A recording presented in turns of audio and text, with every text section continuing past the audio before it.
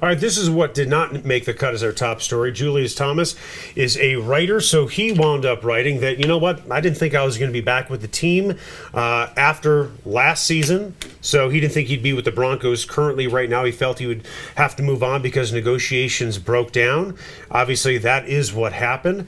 Do you think that's why, he got his 12 touchdowns, right? And then he got injured. Well, I got the stats that I needed, right? And now I don't need to play. Is that what you think happened? That disgusts me. It's such an But awful... is that what you think what happened? I don't know what happened. But by saying, before the season I knew it wasn't going to work out, so it's such an awful way to think about it. Yeah. Make them want you. Make yourself extra desirable.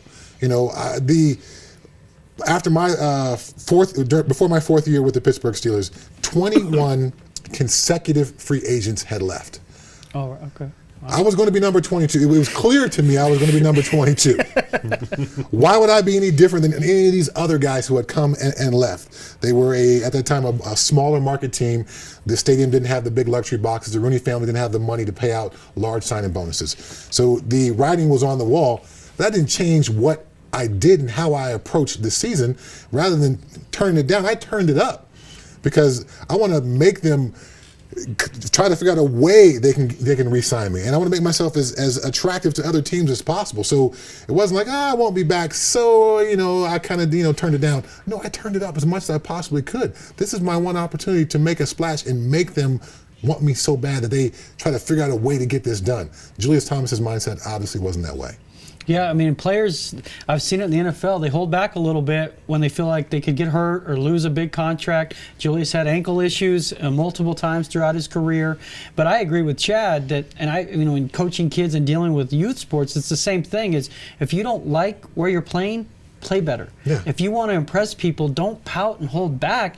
That becomes a selfish act in and of its, and in a team sport like football where everyone's laying it on the line physically, that's hard for people to stomach in the locker room and frankly fans.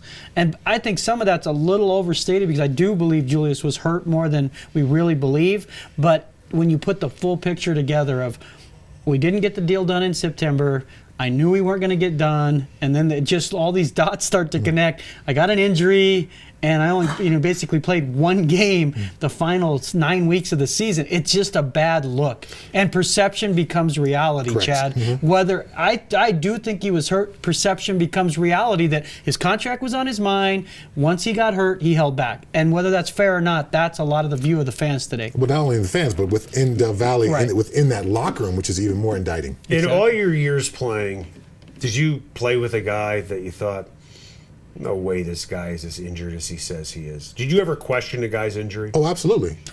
Absolutely. And then how did you feel about lining up next to him? You begin to lose respect, and you begin to lose confidence.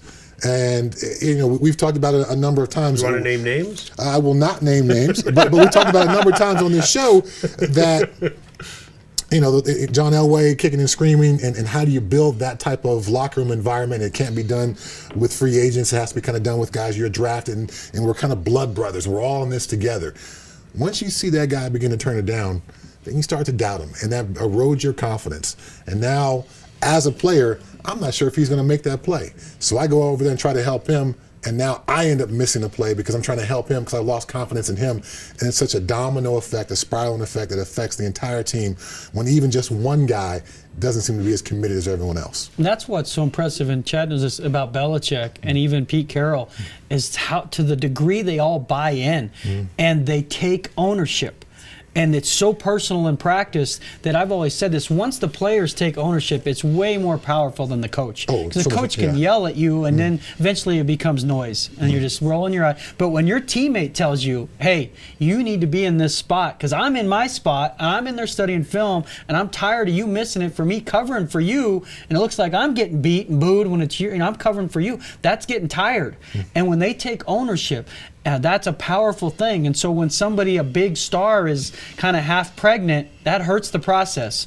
And in Julius' case, there was that feeling. And I do think, though, with the Broncos, there is that trouble of when you assemble an all-star team, is trying to get them all to buy in. usually when guys make money, then the championship becomes much more focused because I've got mine. Now it's about winning. And certainly in baseball it's that way. But it's just if you didn't grow up together, we were not prospects together, sometimes that first sign of adversity, it just starts to unravel a little bit if you don't have good relationships.